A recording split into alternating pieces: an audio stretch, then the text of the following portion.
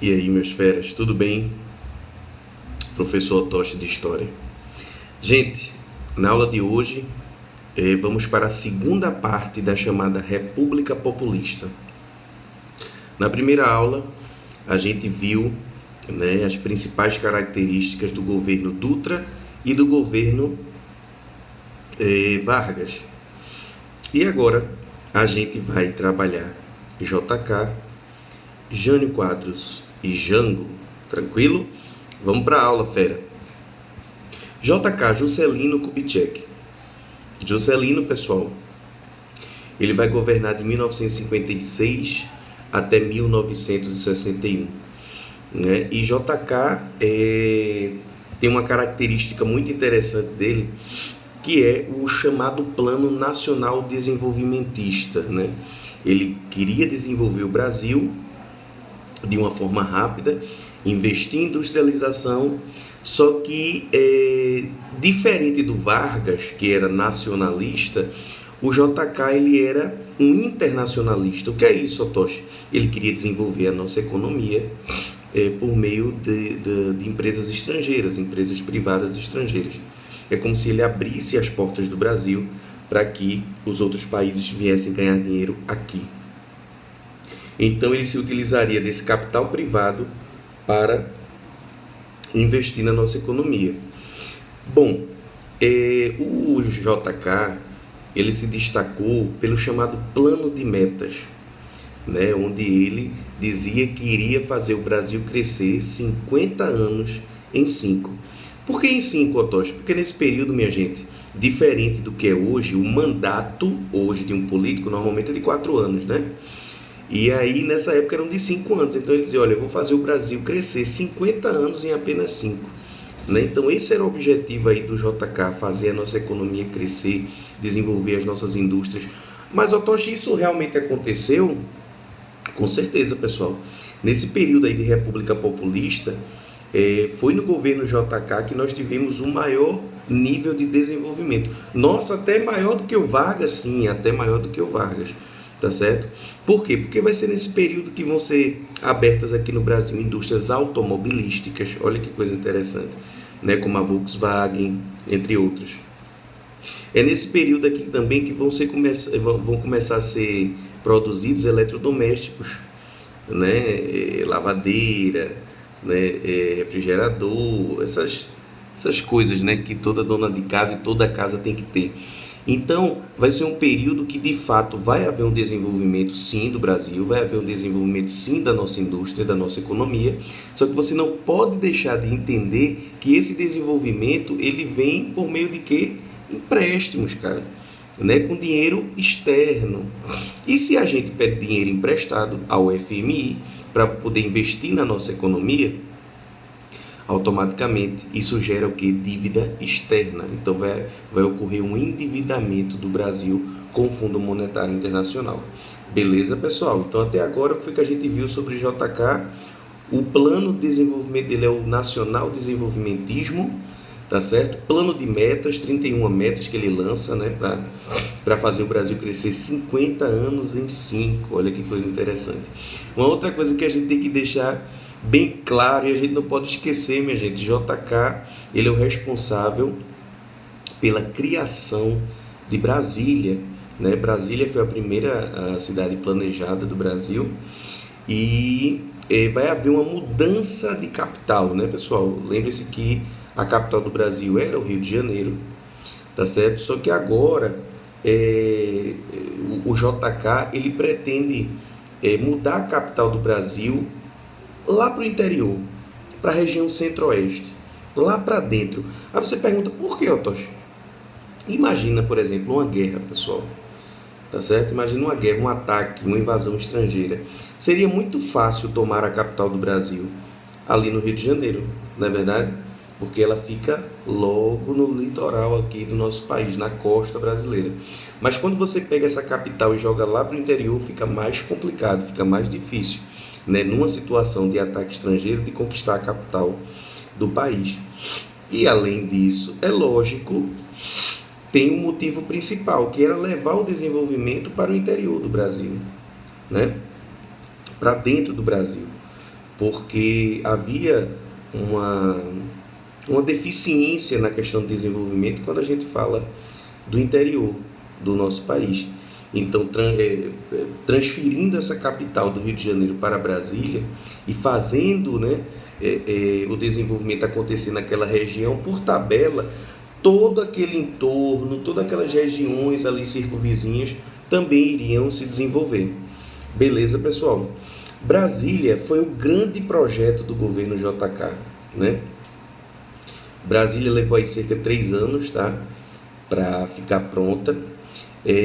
Muitos trabalhadores que vieram do norte e nordeste trabalharam na construção de Brasília, são chamados candangos, tá certo? Brasília, uma curiosidade, pessoal, Brasília, quando foi criada, tinha um formato de um avião. Depois coloca na internet para dar uma sacada. Tinha um formato de avião, né? Hoje, logicamente, que a gente já não vai ter esse formato tão nítido, porque Brasília cresceu, né? Brasília conurbou, o processo de conurbação e tal. Mas quando ela foi criada no formato de um avião, tá certo? Então acho que essa é a grande obra-prima do governo JK. E Otosh, quando a gente vai falar, por exemplo, dessa questão de desenvolvimento, a gente tem que lembrar que o Nordeste sofria durante o governo do JK. Por quê? Porque ele estava levando esse desenvolvimento lá para Brasília, né? Estava construindo Brasília, estava levando indústrias ali para a região sudeste e tal, mas o Nordeste, durante o governo do JK, estava meio esquecido. Então foi dentro desse contexto que o JK ele criou a chamada SUDENE, a Superintendência de Desenvolvimento do Nordeste, que era uma empresa, certo? Que receberia fundos, né? Dinheiro do governo federal, e ele deveria pegar, a SUDENE, no caso, deveria pegar esses recursos e investir no Nordeste. Só que qual foi o grande problema? O governo federal repassava a verba para a SUDENE, só que a SUDENE não repassava para o Nordeste. Não fazia desenvolver o Nordeste. O objetivo da SUDENE era esse. Era fazer o desenvolvimento daquela região nordestina que estava tão esquecida. Só que aí a SUDENE não fez o que tinha que ter feito, né? que não colocou em prática aquilo para que ela foi criada. Beleza? Então, criação da SUDENE, governo do JK. Muito bem, pessoal. Foi durante o governo do JK também que foi criada a hidrelétrica de Furnas, né? Detalhe. Foi durante o governo do JK, pessoal, que ocorreram os chamados Anos Dourados, né? É um período em que as pessoas vão curtir muito a questão do rádio. Otosh, eu não curto muito rádio, não, gosto mais de televisão, gosto mais de TV por assinatura. Eu entendo, minha gente, as coisas mudam, mas nesse período o rádio era a febre, né? E normalmente rádio era caro, só que agora, com o desenvolvimento das indústrias aqui no Brasil, o rádio vai começar a ser produzido aqui e de certa forma vai baratear o valor dele, né? E aí as pessoas vão começar a comprar rádio. Rádio vai ser uma coisa mais acessível para a população. E tinha naquele período as chamadas radionovelas, né? Você tem hoje na TV as novelas, tal, telenovelas, mas naquela época tinha as radionovelas, coisa arretada, minha gente. E as pessoas ficavam ali no cantinho, no pezinho do rádio, ouvindo aquelas frases, né? Aqueles textos, aquelas histórias de amor, de aventura e tal. E foi um período, né, de muito glamour, um período em que a rádio aqui no Brasil virou um verdadeiro sucesso. Foi conhecido esse período aí como os Anos Dourados, né? Foi nesse período também do JK, minha gente, que chegou aqui o aparelho de televisão. Otosh, antes não tinha não, minha gente. Aqui no Brasil, vai chegar na década de 50, né? Os primeiros aparelhos de televisão. E, logicamente, que os primeiros aparelhos eles eram em preto e branco, tá certo? Normalmente os programas eram ao vivo, normalmente à noite, né? Ao vivo, tá? Não tinha programa gravado e tal. E só quem podia adquirir uma televisão eram pessoas que tinham dinheiro, tá certo? Hoje, por exemplo, nem tanto, né? Hoje o pobre ele tem acesso à televisão, compra uma televisão, muitas vezes aquela de 42, né, 60 polegadas e tal, divide não sei quantas vezes, e consegue aí colocar um telão dentro da sua casa. Mas naquele período não, televisão era realmente uma coisa de elite, porque era algo extremamente caro, novo, caro, né? Primeira rede de TV aqui no Brasil foi a TV Tupi, né? Que tinha esse apelido aí, esse nomezinho, porque o símbolo do, da TV lá, desse canal de televisão, era um índiozinho, tá certo? Então o governo do JK, pessoal, foi um governo marcado por um desenvolvimento muito grande na nossa economia, um desenvolvimento muito grande das nossas indústrias, de bens duráveis, de bens não duráveis, tá certo? Quando eu falo assim, bens não duráveis, eu estou falando de eletrodoméstico, de rádio e tal. E quando eu falo de bens duráveis, indústrias de bens duráveis, eu cito aí, por exemplo, os automóveis, tá? As empresas automobilísticas, o Fusquinha, por exemplo, que vai passar a ser produzido nesse período aqui no Brasil. Então foi um período muito bom, mas foi também um período em que nós nos endividamos muito com o Fundo Monetário Internacional e um período em que houve um aumento nas desigualdades sociais aqui no Brasil e que a inflação foi lá para cima, tá certo? Então tem um lado positivo, mas também tem um lado negativo aí do governo do JK. No final, minha gente, o JK estava envolvido aí, né, em escândalos, sendo acusado de corrupção, sendo pressionado, aquela coisa toda, inflação em alta, desigualdade social. Foi dentro desse contexto aí de acusações de corrupção e dessas mazelas que o JK encerrou seu mandato. E aí, logo em seguida, em 1961, a gente vai ter a eleição do nosso querido Jânio Quadros. Minha gente, Jânio Quadros, ele era uma figura, cara, uma figura. Depois, quem puder, dá uma olhada na foto do Jânio Quadros. Jânio Quadros, ele era um cara extremamente populista, né? O símbolo de campanha dele era uma vassoura. Uma vassoura, tinha um jingle, tá ligado? Jingle, né? De período eleitoral, que é aquela musiquinha que é feita para ficar na sua cabeça, você canta assim, né? E o candidato ali vai passando a mensagem dele. Pronto, então criou-se, tem esse jingle na internet, depois dá uma olhada, varre, varre, vassourinha, uma música que impregna na cabeça de uma forma. Então ele dizia que o símbolo da campanha dele era uma vassoura, porque ele prometia varrer a corrupção do Brasil, né? Era um cara muito exótico, vamos colocar assim, né? Ele era o tipo do cara que ele pegava um sanduíche de presunto, colocava no bolso do paletó. Aí quando a mídia, né, chegava, os jornais para entrevistar ele, ele puxava aquele sanduíche e comia na frente do povo. Aí você diz, Tocha, por que ele fazia isso? Porque ele era um cara populista, ele era um cara que queria mostrar para a mídia e para as pessoas que chegavam ali próximo a ele que ele era igual às pessoas comuns, né? Vamos colocar assim, ao cidadão comum. Muitas vezes ele colocava talco, minha gente, talco aqui, ó, no paletó dele. As pessoas olhavam assim, então, Jânio Quadros, ele tem caspa. Era para passar a imagem de que ele era uma pessoa comum como qualquer outro. Então o povo adorava essas coisas do Jânio, né? Essa questão do sanduíche, essa questão de mostrar que tinha caspa. Então, assim, ele era um cara que era muito bem quisto, né, pelo povo brasileiro. Ele era muito carismático, muito... Só que o Jânio, o governo dele durou muito pouco, minha gente. Durou apenas 7 meses, né? E aí você diz, por quê? E pelo que o Jânio ficou lembrado? Infelizmente, Jânio ficou lembrado por coisas que, na minha opinião, enquanto historiador, coisas que, sinceramente, não função do presidente, do governante mor de uma nação, estar se preocupando. Ele tinha uma mania de escrever bilhetes, tá, pessoal, o Jânio? E aí, ele, por meio de bilhetes, ele dava ordens. Então ele proibiu aqui no Brasil o uso de biquíni em lugares públicos. Xotoxa, o uso de biquíni, porque ele era muito a favor da moral e dos bons costumes. Ele dizia que a questão do biquíni era uma coisa, né, que não era aceitável. Inclusive nas praias tinham pessoas lá, fiscais do estado, que ficavam medindo lá o tamanho da vestimenta das mulheres e tal. Então ele proibiu o uso de biquíni. Ele proibiu rinha de galo, que eu concordo, né? Acho que é interessante isso aí. Proibiu briga de galo. Ele proibiu o uso de lança-perfume no carnaval.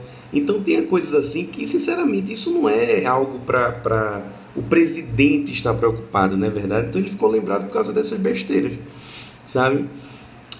Uma coisa interessante do governo do Jânio Quadros que a gente não pode esquecer é o seguinte: Jânio, minha gente, ele vai condecorar o Ernesto Che Guevara. Che Guevara, para quem não sabe, ele era um líder guerrilheiro comunista, tá certo? Que liderou lá a Revolução Cubana, uma revolução comunista que aconteceu lá em Cuba. E o Jânio ele vai convidar o Ernesto Che Guevara aqui para o Brasil e vai condecorar ele com a mais alta honraria do Brasil. Ô Tocha, qual foi a condecoração? É como se fosse uma medalhinha, pessoal. Foi entregue a ele a maior honraria que uma pessoa podia receber aqui no Brasil, que é a Ordem do Cruzeiro do Sul. Então ele condecorou Ernesto Che Guevara. Isso, minha gente, gerou uma bagunça, que a galera disse: espera aí, por que o nosso presidente está condecorando um líder guerrilheiro, né, que liderou uma revolução comunista de Cuba? Então nosso presidente é comunista. E as pessoas começaram a acusar o Jânio Quadros de ser comunista, tá certo? O vice de Jânio era Jango, João Goulart. Que João Goulart é uma espécie de afilhado do Vargas e tal, e o João Goulart, de fato, ele tendia mais para as causas sociais e tal. Então, minha gente, o Jânio, quando ele fez esse ato aí de condecoração do Che Guevara, isso gerou uma crítica muito grande por parte dos setores mais conservadores, como a igreja, as forças armadas, a elite, a classe média, que achou um absurdo, né? E tinha nesse período assim o medo desse fantasma do comunismo de tomar forma, né? Ele tinha medo que esse comunismo tomasse forma aqui no Brasil. E aí tem uma outra coisa interessante, que o próprio Jânio ele rompe com os Estados Unidos. Veja, ele rompe com os Estados Unidos, que era capitalista, né, e tal, Guerra Fria, se lembra? Esse é o contexto de Guerra Fria. Era capitalista, ele rompe com os Estados Unidos, ele vai retomar as relações diplomáticas com a União Soviética e com a China comunista, que tinham sido rompidas, né, algum tempo atrás. E aí, minha gente, vejam, são coisas que as pessoas começam a... Opa, rompeu com os Estados Unidos, reativou as relações, né, com a União Soviética, com a China comunista, condecorou Che Guevara, esse cara é comunista. Depois de 7 meses de mandato, o nosso querido Jânio Quadros ele vai escrever uma carta renunciando à presidência, dizendo que forças terríveis estavam impedindo ele de governar. Até hoje a gente não sabe que forças terríveis foram essas que o Jânio se referia, né? Mas acredita-se que ele estava querendo dar uma de Vargas, ele queria escrever essa renúncia e ele esperava que o povo dissesse: não nos deixe, queremos você no poder, mas isso não aconteceu. Ele, né, escreveu a renúncia dele e a renúncia foi prontamente aceita, tá certo? Pelo Senado e pelo Congresso Nacional. Tá bom, pessoal? E para a gente fechar a nossa aula, a gente vai falar do João Goulart. João Goulart, que era o vice de Jânio, quando recebeu a notícia: olha, Jânio renunciou. Adivinha onde é que João Goulart estava? Na China comunista. Minha gente, quando o Jango voltou para assumir, o Brasil estava prestes a entrar numa guerra civil. Tinha uma galera que dizia: não, ele tem que assumir. Ele não é o vice? O presidente renunciou, ele assume. E tinha uma outra galera, um outro grupo que dizia: não, ele não assume porque ele é comunista. A gente não pode deixar esse cara assumir o cargo. E ficou um negócio realmente tomando uma proporção tão grande, até que chegaram a um acordo e disseram: olha, então vamos fazer o seguinte, vamos instaurar o regime parlamentarista. No regime parlamentarista, pessoal, o Jango ele vai assumir como presidente, tá certo? Mas o poder de fato estaria na mão de um primeiro-ministro, que no caso, nesse período, foi o Tancredo Neves. Então veja, a gente aceita que ele tome posse como presidente, mas por meio do sistema parlamentarista. Então ele assume como presidente, mas quem manda mesmo no Brasil é o primeiro-ministro, que é o Tancredo. Entenderam? Aí, algum tempo depois, alguns anos depois, houve um plebiscito, que é uma consulta popular, para saber se o parlamentarismo deveria permanecer ou se o povo queria a volta do presidencialismo. A maioria da população brasileira pediu a volta do presidencialismo. Aí sim, depois de alguns anos, né, como no regime parlamentarista, depois disso, depois do plebiscito, aí sim o Jango ele vai poder assumir de fato como presidente e vai ter os seus poderes restaurados, tá certo? E aí, minha gente, o Jango ele vai lançar aí o plano trienal, que é um plano econômico para desenvolvimento do país, mas um plano que não surte muito efeito, e ele vai ficar famoso pelas chamadas reformas de base. Ele propunha uma reforma agrária, ou seja, distribuição de terra para as pessoas mais pobres. Ele propunha uma reforma tributária, ou seja, a questão de impostos. Quem é que tem que pagar mais impostos? Quem é que tem que pagar menos impostos e tal? Né? Ele propunha uma reforma educacional, uma mudança na educação e tal. Uma reforma eleitoral, uma reforma política. Ele propunha reformas que iriam mudar drasticamente o cenário brasileiro.